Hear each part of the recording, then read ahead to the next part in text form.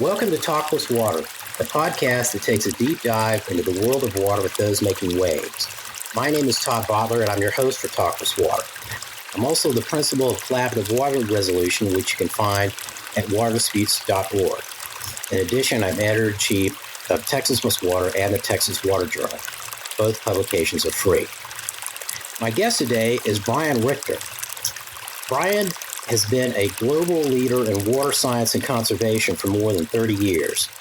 He's the president of Sustainable Waters, a global organization focused on water scarcity challenges, where he promotes sustainable water use and management with governments, corporations, universities, and local communities. Previously, he served as director of the Global Water Program at the Nature Conservancy, an international conservation organization. Brian has consulted on more than 170 water projects worldwide. That's a large number. He serves as a water advisor to some of the world's largest corporations, investment banks, and the United Nations, and has testified before the U.S. Congress on multiple occasions. He teaches water sustainability now at the University of Virginia.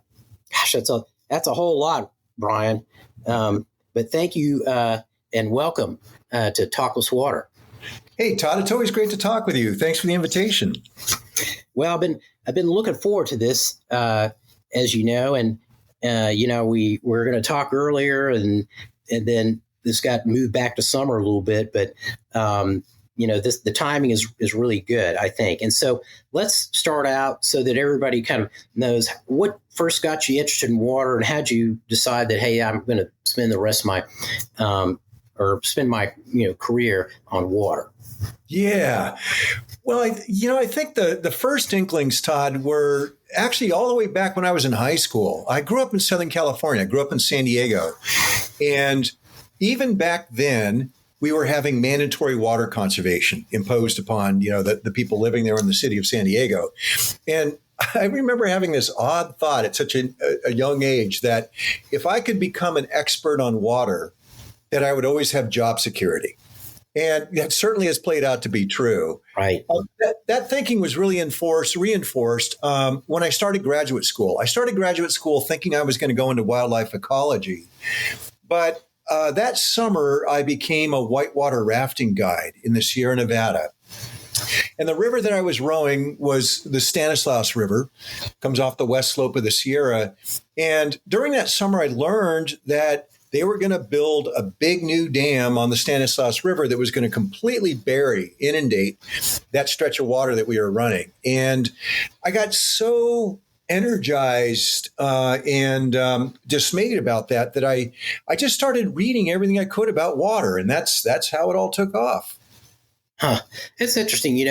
That's how I really got into water as well. In some ways, it was concerning a water project, a reservoir that was going to be south and east of Dallas that was going to end up flooding an area of wetlands that were special area of bottomland hardwoods, which, there weren't a whole lot of those in that part of the state that were left anymore. And, that kind of ended up leading to a whole bunch of other things in the water world for me.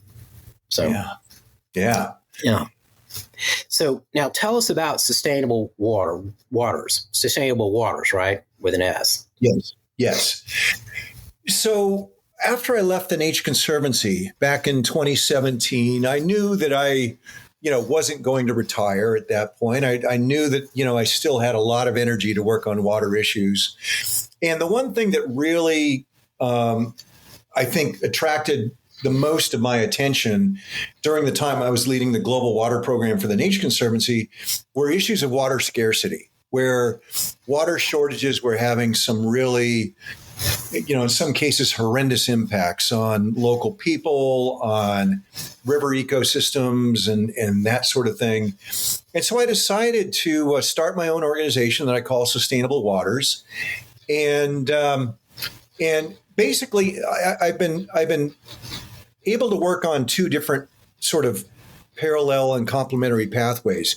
One is education. So as you mentioned in your introduction, I've been teaching at the University of Virginia. I enjoy that a great deal. And it keeps me fresh, and it keeps me it keeps me current with all the things that are happening with water shortages around the world. And the other thing is consulting. I basically operate a consultancy where I advise, again, as your introduction said, I advise corporations, cities, farming districts, other conservation organizations, and that sort of thing. But it's all pretty acutely focused on water scarcity problems. And even though I worked all around the world during my time with the Nature Conservancy, I worked in 40 different countries. My focus has largely been coming back home now to the Western U.S. And as you very well know, Todd, there's no shortage of work and water shortage problems to be focusing on out here in the West. Right. Boy, talking about job security, you mentioned at the beginning there, water issues, water scarcity, challenges, all that is job security, I think, and something that's not really too vulnerable to AI. I mean, I was thinking about this, how expertise is in certain fields, maybe the one thing that's eventually, not going to be dominated by AI. And that's I don't really know how you thought. That's a really interesting thought. It's very complex, as we know. It's very nuanced. It's very localized, and it's very personalized. And you really have to get a good reading on the local situation and the people that are being affected by or creating, the problems there to really understand. Right. So that's a very, very good point. And a lot of it is understanding the personalities of the individual players. Yes, absolutely. It's, I think, ultimately, it's very difficult to force people to do something. Not to say that regulatory policies aren't a really, really important part of our, toolbox of water strategies, but even regulatory policies, I think, really need to be shaped with a great understanding of the people that are going to be affected by them. And so that's why I say managing water or trying to regulate water is a very, very personal thing. And you really have to understand what the concerns are of the local communities, because it's always, a very, very local issue.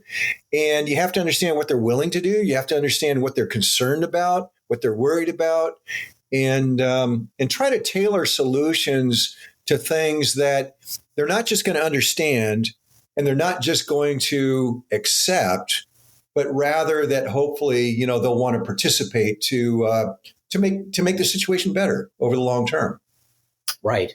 I remember my mentor is a professor named Joe Moore, and he was involved in the early 60s with water planning in the state of Texas and changes to the state's constitution having to do with water management. And I remember, this is before I became, more engaged with what the state legislature was doing. But I remember him telling us how, we have this act that does this or that with regard to water in the state. And, you may wonder why it was set up this way. Well, it was set up this way because this senator and this other senator didn't get along. And this was their compromise because one person didn't want this, the other person. And so, it's some of that stuff, right, that ends up creating a system that, people decades later, they run into an issue and they first thing you might wonder is, okay, why was this set up originally the way it is? Well, sometimes it's that kind of thing, right? It's not really logical. It's not based on some, the geographic issues, which are most significant, or the hydrologic issues. It might be a personality related thing. Yes. Yes, it sounds like we both had some pretty effective or influential mentors. A quick anecdote: mine was a brilliant water attorney by the name of David Harrison, working out of Colorado, and he was a terrific negotiator. And during the midst of a pretty tough discussion with some governmental agencies, he took me aside in the hallway and he said, Brian, you're never going to get what you want unless we can figure out how to get them what they need. And it just said everything, right? To make your, yeah. Yeah, I can tell you, last night I was, until about 11, I was east of Austin, maybe about an hour east at a meeting, groundwater conservation district meeting, where there was a hearing as part of the meeting over a new permit to withdraw water from that aquifer. And, there was a lot of discussion, a lot of pushback from folks who'd shown up at the hearing. And the same thing, was kind of something that was rolling around the back of my mind, how the folks who were concerned about the permit that might be issued and the people applying for it, how can they find some common ground to make sure they each get what they need? And yes. Is that possible? So yes. I guess it's not always possible. I'm sure your mentor told you that as well, but but that's maybe where there's a potential solution when you can find a way to do that. You bet. So tell us about the actual trip, where you started and ended, and some of the details of your rafting trip down the Colorado River. This is, it's a long, winding introduction, right? It's to this part, which is really the start, which is, you and I had been, emailing back and forth over the last couple of years, having to do with a journal article. And you mentioned you're going to go rafting down the Colorado. And I thought, okay, I want to really hear about your trip and then get your perspective on these different issues affecting the Colorado River, because boy, talk about dominating the news cycle for water. So start off with your trip. Where'd you go? What'd you do? What are some of the details of that? Yeah. So Todd, I just mentioned a little bit ago that I was trained to run whitewater in a boat, many, many, many decades ago. And I've been doing my own trips, with friends, rowing my own boat and running all kinds of rivers for more than 40 years now, I guess. And, but the one thing I always dreamt of doing was to go down through the Grand Canyon in a wooden dory boat. And so it was the first time I ever paid anybody to take me on a river trip, and it was worth every penny. We spent 17 days on the river. We put in at Lee Ferry, which is right below Glen Canyon Dam, and floated 225 miles downriver to a takeout point called Diamond Creek. And God, there's so many rapids in between there, 90-something major rapids, I think. Wow. And some real hellbenders in there. But a glorious trip. It was 16 friends, mostly couples. And we essentially had the whole trip to ourselves and full attention from the guides. And these guides were gods. I can't think of a better word to describe them, Todd. They, in fact, just one of the guides had turned 71 on the trip. And it was his 152nd run down the Colorado. So, oh my gosh. And it turns out that besides that, he's got a PhD in geology, and he's the leading authority on the geology of the Grand Canyon. So that's the kind of experience we had. That's you hit the jackpot there. Boy, I tell you. So tell me, a wooden dory boat, right? Was everybody in one of those? I mean, I imagine there's not too many of those kind of rafting trips down the Colorado that aren't, a raft. Right. Yeah. So So the dories didn't really carry hardly any gear. All of the passengers, got to ride in a dory boat. So there's four dory boats, four of us in each of the four dories, and all the gear got carried along by three big rubber rafts. So there were three young adults who got to row those boats behind us, and but we got to experience a dory boat, which is it's a very different experience from running whitewater in a raft. It's a little bit unsettling. The positives are they're extremely fast, they're extremely responsive, they spin on a dime. It's like a Ferrari in the river, right? Huh.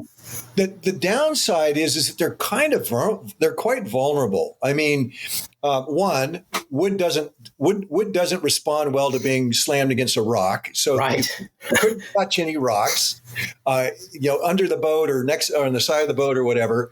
The other is that there's not a whole lot of what we call freeboard height between the side edges of the wooden dory boat and the water level. There's only at best 12 inches and sometimes only 6. And you get into that big sloshing whitewater and the water's coming over the boat and filling up the boat. And then the boat becomes like a floating full bathtub, at times. And you have to bail it all out of there as quickly as you can. So it's a very different experience than what, any of your listeners that have been in whitewater rafting boats, the rubber rafting boats, it's a very, very different experience from that. So were you also trying to go down, I guess, some of the same stretch or the same stretch that John Wesley Powell did or anything like that? Or I'm just curious if that had any tie into what you're trying to do. Well, it was definitely one of the key. It was the most challenging stretch of what Powell and his crew ran. Of course, there are no comparable rapids. There's some big rapids in what's called Cataract Canyon, upstream of the Grand Canyon and upstream of Lake Powell, but the Grand Canyon is got the big, the really, really big water, and so it was the most challenging part of Powell's trip. He even had a couple of his crew decided, halfway through the canyon to bail on the trip. They hiked out. They left the boats. Oh. They left the party and they climbed out of the canyon and got away. They were so freaked out by having to deal with that very, very frightening whitewater. They climbed out into the middle of the desert or something. Yeah, pretty right? much. I mean, pretty much. Yep. So this year, I guess releases were down from what they would normally be, I'm thinking. And how did that affect, the rapids that you encountered and I guess the pace of the trip? Yeah.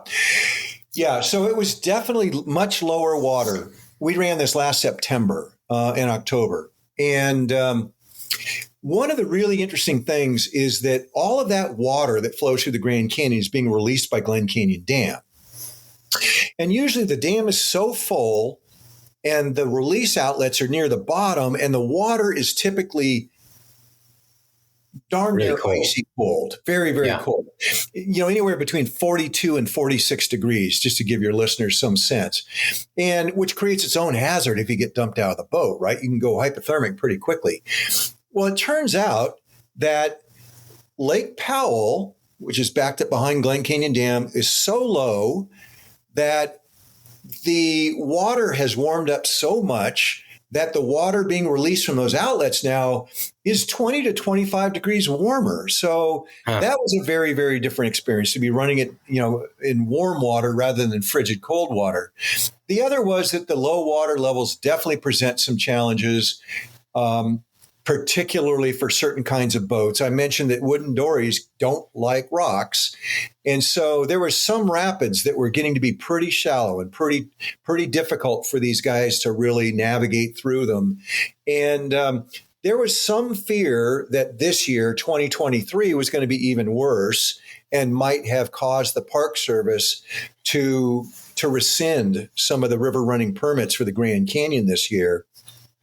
As it turned out, we got a monster snowpack in the Rockies. A lot of snowmelt water came down into Lake Powell, and they've been releasing pretty normal flows now again. Okay, so the releases have been, I guess, relatively normal this year because the anticipation of the increases in the reservoir because of the snowpack. But they're not in a situation where they're like,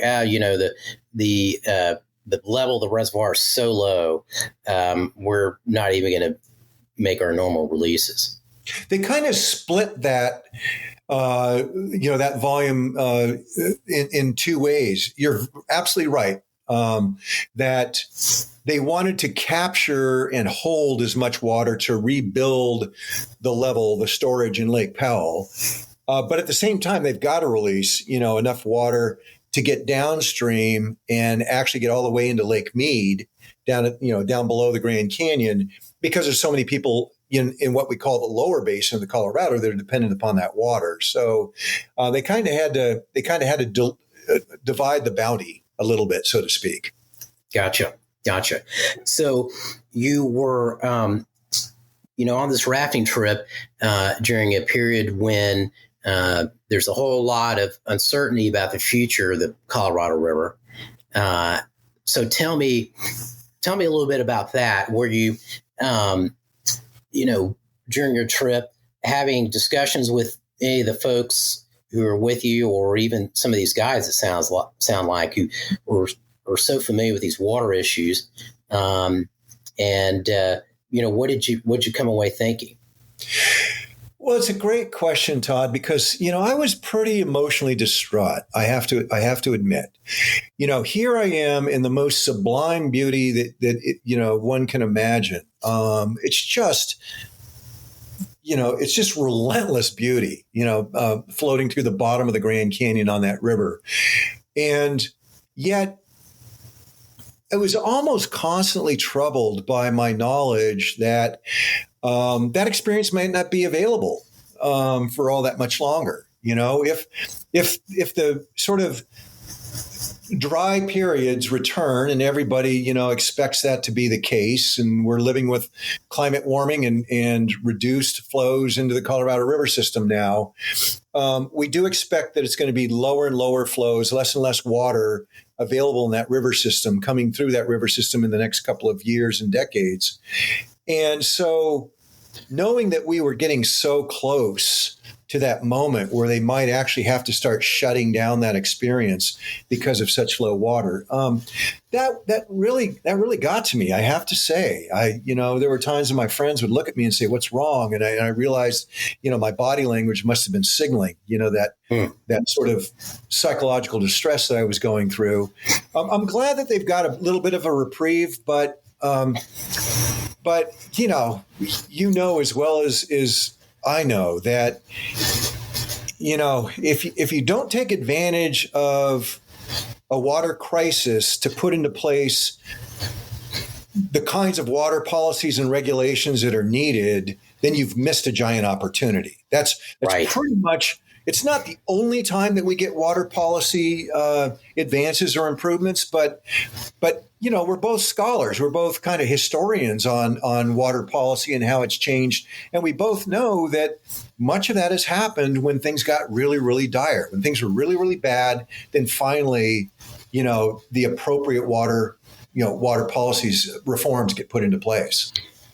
Absolutely. And I've been thinking a lot about that with regard to the Colorado, and I have a lot of listeners in Texas, so I have to make sure they, this week we're not talking about the Colorado and Texas, but what I'm wondering is the agreement that has been reached is just a temporary agreement. I guess it's a 3-year reprieve, where everybody's going to try to cut back on their water use overall from Colorado by, I don't know, the lower basin states are going to try to get to 10% cutback or something of that nature. But, after that, they're back at, ground zero again. And so I'm wondering, have you heard that they that they have something specific in mind that they're trying to get put together over the next 3 years, or are we looking at a situation potentially where, okay, this 3-year reprieve's run out, now we got to pick up where we left off and figure out what to do? Or, I mean, what have you heard any whisperings about that? Well, it's intense negotiations right now, and it will be for the next 3 years because some of the key agreements expire at the end of 2026. So the people who are responsible, representing each of the respective 7 states that share that river basin and that water, they've all got their representatives that are there kind of, fighting it out for, to get the best deal they can for their respective states. It's interesting. The recent agreement, the one that you're referring to, was just agreed to, a few months ago. And essentially, the states in what we call the lower basin, there are 4 states there: California, Nevada, Arizona. I'm sorry, there's 3 states. Yeah, California, Arizona, Nevada. Those states agreed to try to find some way to cut their water use by 1 million acre feet per year, a total of 3 million acre feet over about 3 years. And they're getting amply compensated for it. The federal government is giving them $1.2 billion to help them, figure out how to do that. Anybody who's been paying attention to the math of the water budget in the Colorado River system and how it's changed over time because of climate warming knows that that's grossly inadequate to really deal with the situation. And just so that your listeners really understand, in 3 out of 4 years since the year 2000, we've consumed more water out of the river than came down through the river system that year. So we have been overusing, we have been, overdrafting that water account persistently for more than 2 decades now. And that's caused, to make up the difference of the overuse, they take water out of these big reservoirs, Lake Mead and Lake Powell. And so because they keep going back and hitting that savings account, the water levels in those 2 reservoirs have dropped very, very severely. At the end of last year, they were 3/4 empty. And so, and very close to a real crisis situation, our own day zero on the Colorado.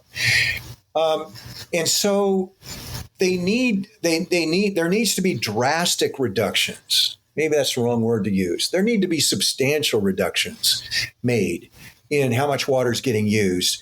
And so far, the states haven't been willing to go nearly far enough in their commitments to those savings, Todd. And so the deal that was recently struck was about, maybe a quarter to a third of what's necessary. And so, and it's only going to run, as you said, through 2026. So it begs the question of what then? Right? What then for the longer term? And I think just about everybody's interested in kind of a long-term solution. We're all getting quite fatigued about, just trying to make these incremental adjustments, year after year after year. It's been very, very tiring and exasperating for a lot of us. And so there needs to be a grand bargain struck. And we don't quite know what's on the table right now. It's very, very hush-hush. But at the very least, a lot of us are praying that there will be a commitment to get the water use down to the level that the river is delivering, get that in balance, and also have the conditions within that agreement that acknowledges that we're going to have less water in the future years and decades. And so whatever they agree to has to be able to ratchet down as there's less water available. They need to be responding to this changing baseline over time. So, a lot of us are on the edge of our seats watching to see what they come up with. And there's a lot of conservation organizations and academics that are offering their thoughts on this matter, but we don't really know what's going on behind those closed doors right now. So you and I have spent a lot of time thinking about water markets. Yeah. And, I'm finishing up a study right now and going to be publishing a couple of articles, I think, or at least submitting a couple of articles to publications here probably this fall. And, I keep looking at those issues on the Colorado and thinking, gosh, it really cries out for a market-based solution. But, I'm not sure those states can get there unless, like you say, they're kind of forced to do something radical. And, the situation may emerge where they are because, this drought, may not be over out in the western U.S. and they may, see a situation where, okay, we had a temporary reprieve because of all the snowpack in 22-23, but that's gone, and now we're really in it again. And just thinking about the water use and how the water is used out there, gosh, so much of it goes to really low value agricultural crops. And I'm very sensitive about the need to maintain, a robust, agricultural sector in a lot of these places. Even the Rio Grande, the Edwards Aquifer here in Texas, where you might argue that maybe some of that might be better in places that get more rainfall, but still, it's important, and there are ways to do that, to make sure that those parts of the economy in those regions and those watersheds can continue to thrive, but do so in a way that they're using less water and they're really, devoting the water they have to maybe higher value agricultural products. Obviously, there's a lot in the news. Just again, this last week, I think about the growing of all this alfalfa in Arizona. A lot of it, or maybe all of it, I think all of it, maybe on groundwater that is being shipped to Saudi Arabia, and the fallacy of using groundwater in that place for that crop. So what are you thinking in that regard? To me, that's pretty obvious. You look at that, you look at how much of this water from the Colorado is going for low value ag. What do you think? Yeah. So yes, you've laid out a lot of the the facts correctly there, Todd. So just a quick recap on the Colorado. So about more than 70% of the water use in the Colorado goes to irrigated agriculture, and more than half of that agricultural water goes to growing cattle feed crops, alfalfa and other grass hays. Okay. So that is the situation. That's the context. The remaining water use by cities and industries has been tightened up a lot. We by the way, this will be, a way of advertising. I published a paper this year about the cities that are using the Colorado River, and they've done some miraculous reductions through water conservation to really substantially reduce their total volume of water use, even while their populations have grown at a brisk pace. So there's not a whole lot of water savings that you're going to get out of the urban and industrial areas anymore. So we have to be looking at the irrigation water and how water is being used for irrigation. Ultimately, and I would say this not just for the Colorado River, but I'd say it for Texas and, pretty much all of the western states, are in a similar situation where we cannot continue to produce the same amount of crops of the same type of crops going into the future. That is not sustainable any longer. So we have to make some big adjustments out in the agricultural landscape. And people talk a lot about improving irrigation efficiencies. I've written about that. There are some real challenges in trying to make sure that water is actually getting saved, because what happens in a lot of cases is the water saved by one farmer is just taken up by, the farmer next door. Right. But there are two ways that we've really advocated, and we have a big new paper coming out very, very soon that really highlights these. Tell us where it's coming out. Well, hopefully it's going to come out in a fairly new journal called Nature Water. But I'll keep you posted on that.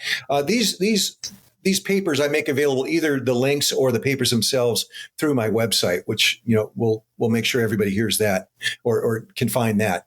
But so two things have to happen. One is that the total area of irrigated farmland has to shrink to some degree, maybe 10, 20%.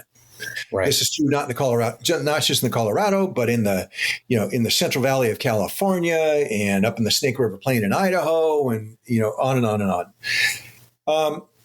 So we're going to have to reduce the overall irrigated acreage, and hopefully that land that goes out of production, that those lands can be targeted in a planned, intentional way, so that we're not losing the most productive farmland. Hopefully it's the most marginal farmland that goes out of production. And hopefully also we find good new purposes. We call it land repurposing for the land that goes out of production, whether it goes, under solar glass, or whether it goes into, wildlife habitat or what have you. Hopefully we can figure out some way to do that in the best way, in the optimal way possible, is to take some land out of production. The other big thing that needs to happen is we need to start growing a different mix of crops. Right. We need to start growing crops that require substantially less water, but to your point about the value, but at the same time, keep the farmer's revenues, the farmer's income whole, or perhaps even improves it. And this paper that I'm selling here, marketing here, that'll be coming out shortly, talks about that. We did a deep analysis for 6 farming regions in the Western United States and looked at how you can change the mix of crops being grown. And by doing that carefully and selectively, you can grow crops that use a lot less water, but are much more valuable, and therefore keep the farmers whole. Now, all right, so I'm quick to say, before everybody says, "Oh, that's Pollyannish," and there's no way in the world you're going to get enough farmers to do that.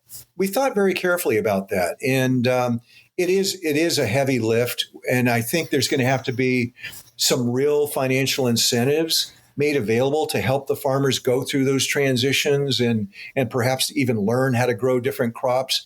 And there has to be a lot of demonstration that they're going to be able to make the amount of money that they used to make by doing it. But those are two big things, Todd, that I think is going to happen across the West: reducing the footprint of irrigated agriculture, and then changing, the mixture of what's been grown up. Right. Both of those have been accomplished in the water markets for the Edwards Aquifer and for the Rio Grande, for the middle and lower Rio Grande in Texas. And, they did not require the second element, which was, a lot of financial aid to the farmers and all. I mean, with the way the markets were set up, the farmers were able to start making money by, leasing or converting some of their water rights to higher valued uses to lease or to sell to municipal and industrial users. And so obviously when I was doing this study, I couldn't keep focused all the time on, the intended, outcome, and started thinking, wow, I'm getting all these great ideas. I'm going to make a straw man for a water market for the Colorado. And, one of the first elements of that, I'm not going to go through all that because, I will be the first person to say I know a lot less about the Colorado River out west than a lot of people, a lot. And so just saying that off, from the beginning. But one thing that it does have that these other water markets have, and which I think you will, that you understand is a foundational element, is a lot of the water is already, devoted to low value ag rights, which, are kind of the fuel for a water market.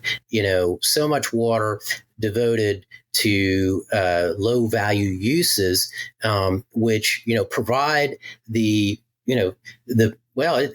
the fuel that the water market needs to go eventually. Yeah. And I know, the thing I, just kind of getting to the bottom line, of a water market discussion is, the thing that is a real issue, I think, is the public's fear and, the participants' fear about what something like that would mean. Because, you look at the big water markets, they, as you mentioned earlier, they resulted from a big water crisis / conflict, right? And something radical had to be done. Yes. And so the conflict is all up front, right? It's creating the thing and where you got to the point where you had to create it and what went through, what happened in the process of creating it. And then after that, if you look at the Rio Grande, the Edwards, there are transactions going on all the time. Nobody knows about. There's no conflict associated with them because they were set up really well. And so, you have the users who are responding to, how much water is available and what the demand for it is. And, internally, those systems are really functioning well without the conflict that you see, everywhere else, right? In the kind of these legacy systems we have. Yep. And so, so at any rate, I think, that's part of the thing I'm watching is, does it get to that point where has to be a radical solution where it's not really radical, but people think it's radical, right? Because you're changing a system that's been in place for a long time and it's got so much inertia associated with it. Yes. And yes, Todd. And, great point about how so much of the conflict is up front in the negotiation. And then a lot of times, it gets normalized, it gets socialized. Right. And people get used to, operating under the new set of rules and scenarios. You know better than any of us about a lot of that initial conflict comes from the farming community because that's where most of the tradable water is. And for the reasons that we just described, with regards to the Colorado. And there is a great and legitimate fear in these farming communities that if too much water goes out of their local community, their local community culture, their local community economy, their livelihoods, even if it's not them trading off their water themselves, it's all their neighbors are the ones doing the trading. It changes their communities. And there's a great fear about that. And I think a lot of communities and a lot of states have been pretty thoughtful about how to make those transitions without being as disruptive as some of the places that, that we know, where some bad things happened to local communities. But it's a visceral concern in these rural communities that their way of life and the community that they've lived in perhaps their entire lives is going to unravel, before their eyes. So if we can find ways to really address that, and, make sure that, again, I go back to where we started, right? With really listening to those concerns and those anxieties and talking about them and having those people who have those concerns be engaged in shaping the way that the water market system or whatever solution is designed is a really, really important facet of all of this. Absolutely. Absolutely. And one thing that I think complicates, doing that is I think people, when they hear water market, they automatically think interbasin transfers and things like that. I mean, what I've, been focusing on are designing markets that are, self-contained, that are regional in nature. I mean, the Edwards and the Rio Grande markets, there are no exports or imports of water.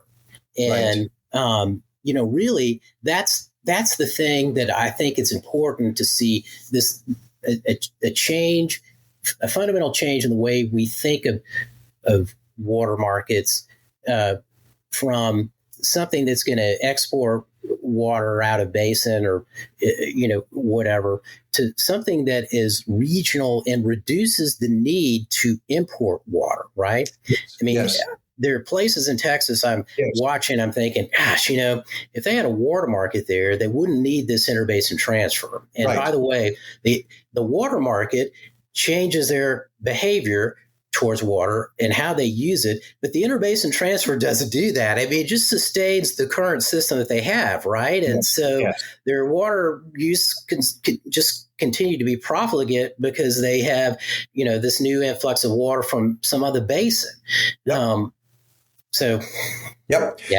very much the case in the Colorado River system. For example, the state of Arizona, instead of doubling down on conservation and thinking carefully about, water trading, the first place that they go is, we need to build a desalination plant down in the Gulf of California and Mexico and pipe desalinated water up into Phoenix, or we need to reach out to the Missouri River system and build a pipeline to bring it, hundreds of miles across the plains.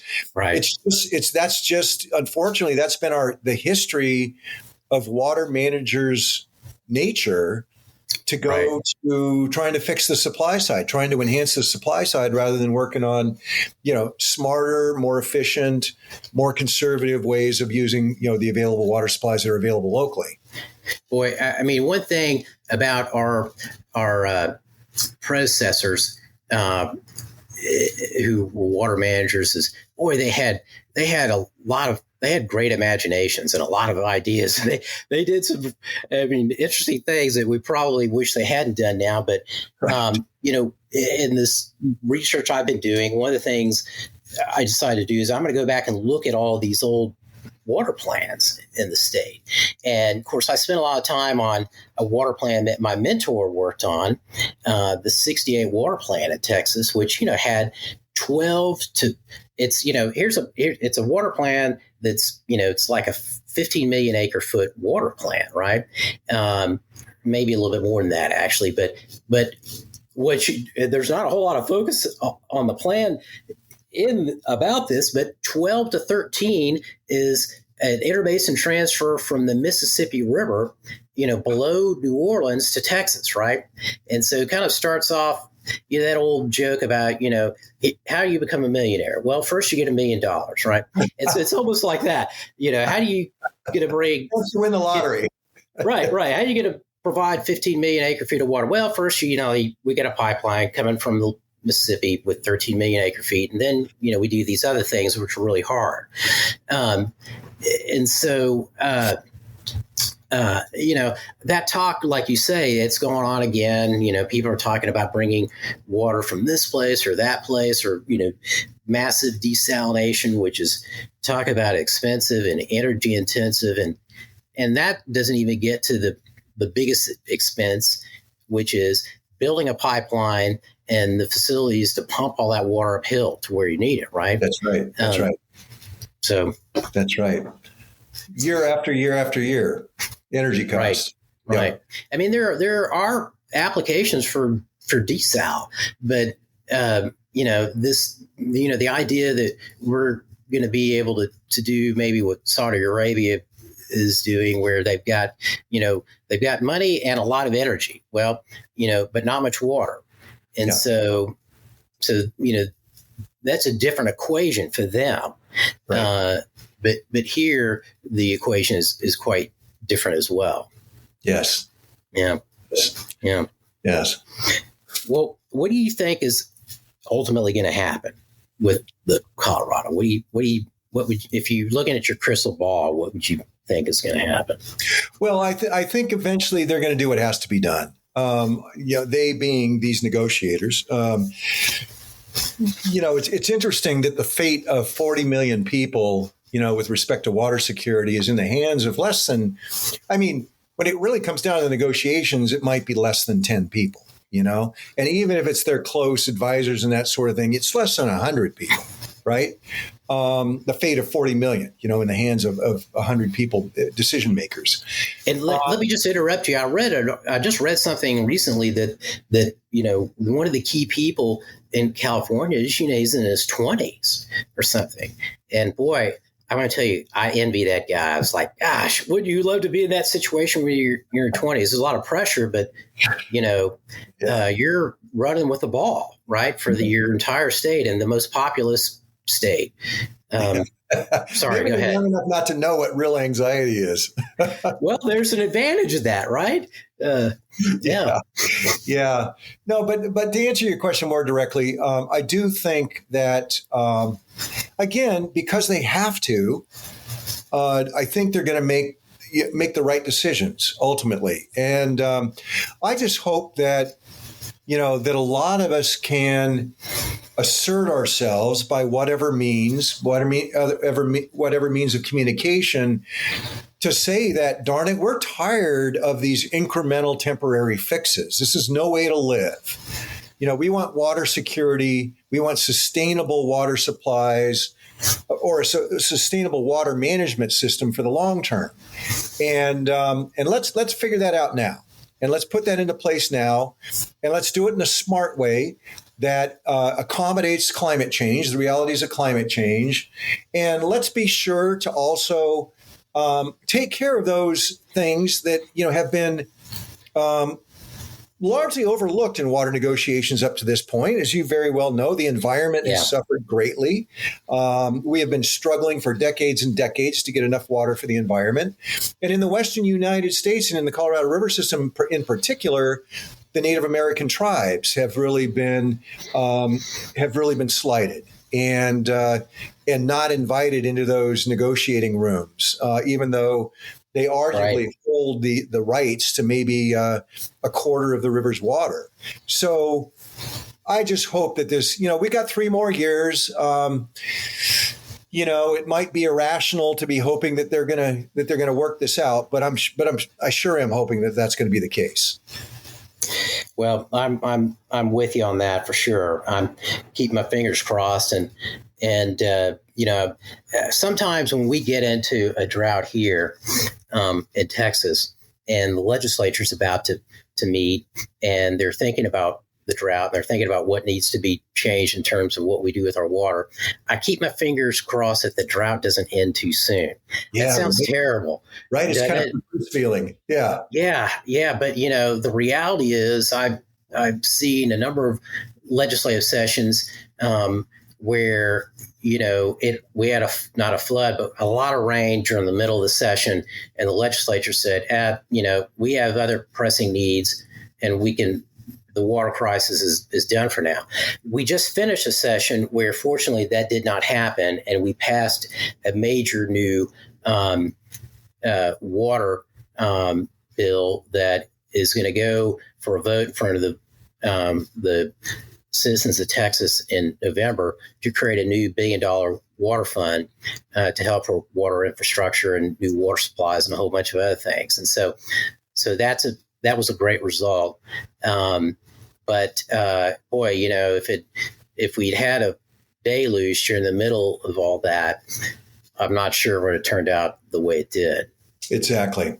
No, it's very, very much the case. And that's why, it's funny that you mentioned how you feel kind of awkward, wishing that, the bad conditions persist. But it's because both of us understand, that it has to be bad enough to sort of force, the right things to be done. And right. So when the big snowpack came to the Colorado River system this year, I'll admit it here publicly for the first time, I was like, darn, it's going to postpone having to make the tough decisions, Bad timing. Yeah. Yeah. But maybe not. Who knows? Maybe they'll, they're engaged enough after the last year or two that the 3-year hiatus they have, that they will,